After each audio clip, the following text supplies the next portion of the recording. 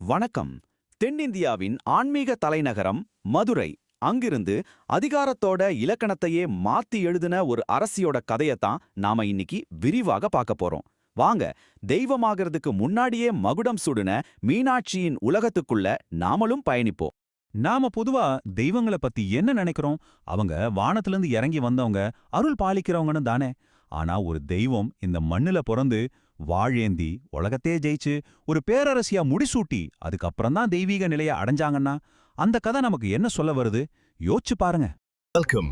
We begin a new journey through the ages.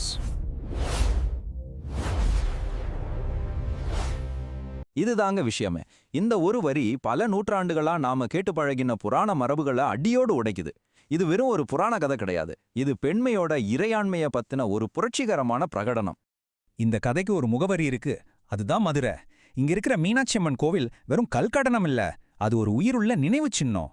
ஒவ்வொரு வருஷமும் நடக்கிற திருவிழாவில் சடங்குகள், இசை, ஊர்வலங்கள் மூலமா மீனாட்சியோட கதை திரும்பவும் உயிர் பெறுது. இது ஏதோ மியூசியத்துல வச்ச கதை இல்ல, ஒரு பெண் ஆள முடியும், பாதுகாக்க முடியும், கட்டளையிட முடியும்னு உலகத்துக்கே சொல்ற ஒரு உயிர்ப்புள்ள பிரகடனம்.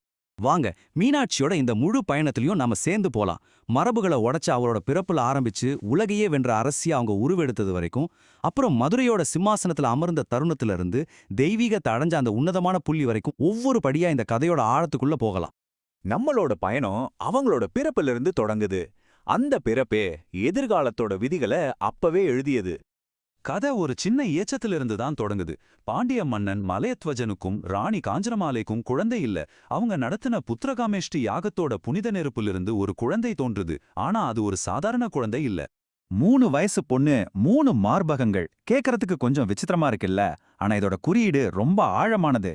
இந்த குழந்தை சாதாரண வரையறைக்குள்ள அடங்காத ஒரு சக்திங்கிறத காட்டுது.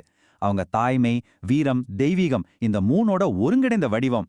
தன்னோட கணவரை கண்டதும் 3வது மார்பகம் மறைஞ்சிடும்னு சொல்லப்பட்ட தீர்க்க தரிசனம் அவங்களோட விதி ஒரு சாதாரண பெண்ணோட விதி இல்ல, அது ஒரு பெரிய தெய்வீக திட்டத்தோட ஒரு பகுதி நமக்கு உணர்த்துது.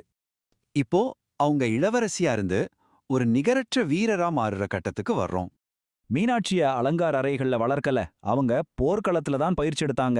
அவங்களுக்கு அரசியல் தந்திரம், போர் வியூகங்கள், ஆளுமை பண்புகள் எல்லாமே கத்துக் கொடுக்கப்பட்டது. இதிலிருந்து நாம என்ன புரிஞ்சுக்கணும்னா, மீனாட்சி வானத்திலிருந்து இறங்கி வந்த தெய்வம் இல்ல, விடாமுயற்சி, திறமை, தன்னம்பிக்கை மூலமா தன்னை ஒரு முழுமையான ஆட்சியாளரா செதுக்கிக்கிட்டாங்க. திக்விஜயம், இந்த வார்த்தை சும்மா ஒரு இராணுவ பயணத்தை மட்டும் குறிக்கல. இது ஒரு பேரரசரோட இறையாண்மைய உலகத்துக்கே அறிவிக்கிற ஒரு செயல். சுத்தி இருக்கிற நாடுகளை ஜெயிச்சு அவங்கள தன் குடைக்கு கீழே கொண்டு வந்து தன்னை ஒரு சக்கரவர்த்தியா நிலைநிறுத்துறது தான் இதோட நோக்கம். அப்பா இறந்ததும் மீனாட்சி அரியணை ஏறுறாங்க. ஆனா அதோட நிக்கல, தம் படையோட கிளம்பி திக்விஜயத்துக்கு போறாங்க. இத நல்லா கவனிங்க. அவங்க கல்யாணம் பண்ணி அதிகாரம் வரும்னு காத்திருக்கல. தன்னோட வாளோட முனையில தன்னோட வீரத்தால உலகத்தையே தனக்கு கீழே கொண்டு வராங்க. அவங்க ஒரு துணைவி இல்ல, அவங்களே ஒரு மாபெரும் சக்தி. இந்த ஒப்பீடு தாங்க மீனாட்சியோட கதைய புராணங்கள்லயே தனிச்சு நிக்க வைக்குது. வழக்கமான கதைகள்ல என்ன நடக்கும்? ஆண் ஹீரோ உலகத்தை ஜெயிப்பான், பெண் அவனுக்கு பரிசா கிடைப்பா. அதிகாரம் எப்போதுமே ஆண் கையில தான் இருக்கும். ஆனா இங்க கதை தலைகீழா மாறுது. மீனாட்சி தான் மையம். சிவனே அவங்களோட உலகத்துக்குள்ள வர்றாரு. அவங்களோட ராஜ்யத்துல அவங்க இறையாண்மைக்கு கீழே ஒருத்தரா வர்றாரு. உலகத்தை ஜெயிச்சாச்சு. இப்போ அவங்க தன்னோட ராஜ்யத்தோட அசைக்க முடியாத ஆட்சியாளரா சிம்மாசனத்துல அமர்றாங்க. இது ஏதோ பெயரளவுக்கான வாரிசுரிமை இல்ல. ஒரு பெண் தன்னோட சொந்த பலத்தால, தகுதியால ஒரு பெரிய சாம்ராஜ்யத்தோட ஒரே ஆட்சியாளரா முடிசூட்டப்படுறாங்க. வேற எந்த ஆணோட துணையும் இல்லாம அவங்களே பாண்டிய ராஜ்யத்தோட முழுமையான அதிகார மையமா மாறுறாங்க.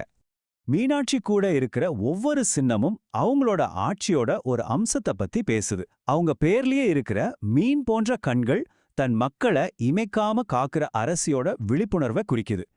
கையில இருக்கிற கிளி அவங்களோட வாக்குவன்மையும் நீதியையும் சொல்லுது. தாமரை அரசியல்ல இருந்தாலும் பற்றில்லாம தூய்மையா ஆட்சி செய்யறத குறிக்குது. இதெல்லாம் வெறும் அலங்காரம் இல்ல, அதிகாரத்தோட குறியீடுகள். இப்போ நாம இந்த கதையோட இதய பகுதிக்கே வந்திருக்கோம். அந்த நிகழ்வு தான் பட்டாபிஷேகம், அவங்களோட முடிசூட்டு விழா. பட்டாபிஷேகம்னா சும்மா கிரீடம் வைக்கிற விழா மட்டும் இல்லைங்க. அது ஒரு ஆட்சியாளரோட அதிகாரத்தை மக்கள் முன்னாடி சட்டப்பூர்வமாக்குற ஒரு புனிதமான பிரகடனம். இது மூலமா தெய்வீக ஆசீர்வாதமும் மக்களோட அங்கீகாரமும் ஒன்னா கிடைக்குது. மதுரை திருவிழாவுல ரொம்ப ரொம்ப முக்கியமான நிகழ்வுகள்ல இதுவும் ஒண்ணு. இங்க அதிகாரத்தோட வரிசை ரொம்ப தெளிவா காட்டப்படுது. முதல்ல யாருக்கு பட்டாபிஷேகம்? மீனாட்சிக்கு தான். அவங்க மதுரையோட அரசியா முழுமையான ஆட்சியாளரா அரியணையில உட்கார்ந்த பிறகுதான் அவங்களோட துணைவரான சுந்தரேஸ்வரரோட திருமணம் நடக்கும்.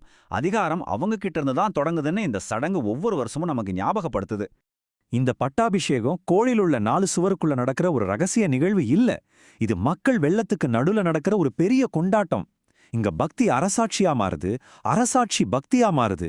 ஒரு பெண்ணோட அதிகாரம் இயற்கையானது, புனிதமானது, சமூகத்தால கொண்டாடப்பட வேண்டியதுங்கிற செய்திய இந்த சடங்கு உறக்கச் சொல்லுது. யோசிச்சு பாருங்க, ஆதிக்கம்னா அது ஆண்களுக்கு தான் சொந்தம்னு சொல்ற இந்த உலகத்துல இந்த ஒரு சடங்கு எந்த ஆரவாரமும் இல்லாம அதிகாரத்தோட மொழியே தலைகீழா மாத்தி எழுதுது. உலகத்தை ஜெயிச்சு ராஜ்யத்தை ஆண்டு முடிசூட்டியாச்சு. அதுக்கப்புறம் அவங்களோட பயணம் எங்க போகுது? அது தெய்வீகத்தை நோக்கி போகுது. திக்விஜயத்தோட கடைசி கட்டமா மீனாட்சி கைலாசத்தை அடையறாங்க. அங்க நந்தியையும் மத்த கணங்களையும் தோற்கடிச்சிட்டு சிவனையே போருக்கு அழைக்கிறாங்க. இது ஒரு காதலுக்கான சந்திப்பு இல்ல, இது 2 மாபெரும் சக்திகளோட சந்திப்பு. உலகியல் அதிகாரத்தோட உச்சம் பிரபஞ்ச சக்தியை நேருக்கு நேர் சந்திக்கிற தருணம் இது. இந்த கதையோட ஆன்மாவே இந்த ஒரு வரியில தான் இருக்கு. சிவனை பார்த்ததும் அவங்களோட 3வது மார்பகம் மறையுது. இது ஒரு தோல்வி இல்ல, இது ஒரு பரிணாம வளர்ச்சி. அவங்க உலகியல் அதிகாரத்தை இழக்கல, அதுக்கு பதிலா அதோட உச்சத்தை அடைஞ்சு அதை விட மேலான தெய்வீக சக்தியா உருமாறுறாங்க.